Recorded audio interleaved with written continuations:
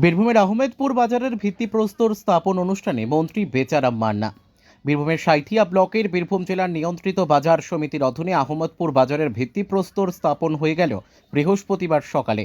এদিন সাংস্কৃতিকমূলক অনুষ্ঠানের মধ্য দিয়ে ওই বাজারে ভিত্তিপ্রস্তর স্থাপনের শুভ সূচনা করলেন কৃষি বিপণন দপ্তরের প্রতিমন্ত্রী বেচারাম মান্না।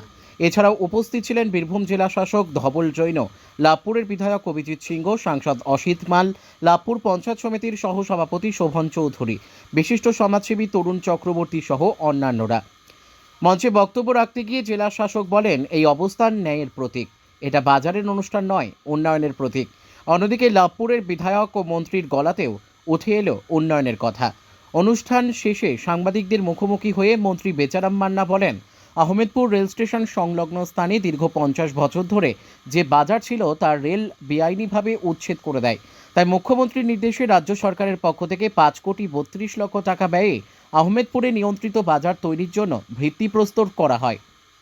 এছাড়াও তিনি বলেন, রাজ্যের বিরোধীরা হচ্ছে কান কাটা, তারা সুবিধা নেয় আবার বিরোধিতা করে। তারা যত বিরোধিতা করবে তাদের পায়ের মাটি তত সরে যাবে। বিরোধীরা এত পাপ কাজ করেছে যে তাদের গীতাপাঠ ছাড়া অন্য কোনো রাস্তা নেই। আহমেদপুর থেকে শুভদীপ গুইয়ের রিপোর্ট, বিগ নিউজ বাংলা। সকলেই জানেন যে আহমদপুর স্টেশন সংলগ্ন একটি বাজার ছিল, যে বাজারে দোকানদার এবং হকার মিলিয়ে প্রায় 220 জনের মতো রেল বেআইনিভাবে তাদের উচ্ছেদ করেছে। প্রায় দীর্ঘ 50 বছরেরও বেশি সময় ধরে এই বাজার চলছিল। আমাদের রাজ্যের মাননীয় মুখ্যমন্ত্রী তিনি মানবিক, তাই রাজ্যের মাননীয় মুখ্যমন্ত্রীর নির্দেশে আমরা আহমদপুরে আমাদের রাজ্য সরকারের নিজস্ব জায়গায় একটি নিয়ন্ত্রিত বাজার আমরা তৈরি করার জন্য আজকে ভিত্তিপ্রস্তর করল, যার খরচ হবে 5,32,00,000। আমরা আশা রাখবো যে 220 জনই এখানে দোকান, স্টল এবং হকার ভাইয়েরা তারা জীবিকা নির্বাহ করতে পারবে। এখানেও দেখা যাচ্ছে যে বিরোধীরাও এই সুবিধা প্রকল্প লক্ষ্মীর আবার সুবিধা। দেখুন, তারা হচ্ছে বিরোধীরা, বর্তমান এই রাজ্যের বিরোধীরা হচ্ছে কান কাটা, তারা সুবিধে নেয় আবার বিরোধিতা করে, এটা বাংলার মানুষ বোঝে।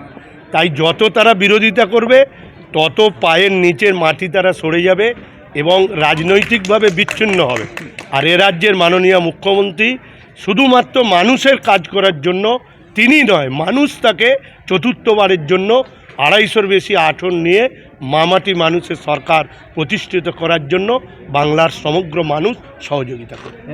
বিজেপির জগন্নাথ নেতা রয়েছেন, তিনি ইতিমধ্যে বিভিন্ন জায়গায় কর্মসূচি করছেন এবং গীতা পাঠের মাধ্যমে মানুষকে আহ্বান জানাচ্ছেন। দেখুন, তাদের অন্য কোনো কর্মসূচি নেই, কর্মসূচি নেই। মানুষের ভোট নিয়ে জিতে তারা যেভাবে মানুষের বিরুদ্ধে পাপ কাজ করেছে, তাদের গীতা পাঠ ছাড়া অন্য কোনো রাস্তা নেই। অপরদিকে যে বিধান মাঝি, তিনিও সাংবাদিক বৈঠক করে বলছেন তিনি বেশি খরচা করেছেন। এটা সাংবাদিক বৈঠকের বিষয় নয়, তথ্যটা ডিএম অফিসের, আপনারা তথ্যটা সরকারিভাবে ডিএম অফিস থেকে নিয়ে নিন।